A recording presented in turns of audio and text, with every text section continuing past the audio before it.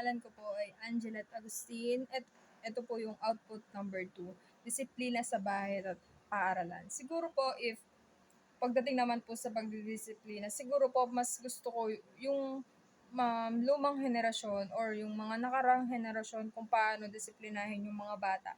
Kasi sa nakikita ko noon, sobrang disiplinado ng mga bata. Konting saway lang, nakikinig na sa mga magulang. At yung pagpalo naman is, siguro sa ibang tao, hindi yun maganda kasi parang mas natutrauma yung mga bata. Pero para sa akin, siguro pwedeng gawin yun, pero in a good way naman. Kasi hindi naman pag sinabing palo is papaluin na agad. Kailangan pa rin may mga takot yung mga bata, lalo na sa mga magulang nila. Kasi sa henerasyon ngayon, parang mas matakot na yung magulang sa mga bata kasi konting iyak lang, binibigay na yung mga gusto.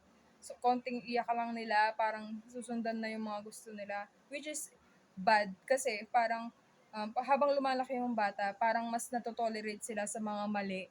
Parang mas nasa mindset nila na, ay, okay naman to. Sinabi naman ni mami, sinabi naman ni daddy, okay naman. Which is not. Para mapatahimik mo yung bata, yun yung magiging way mo, ibibigay mo yung gusto niya.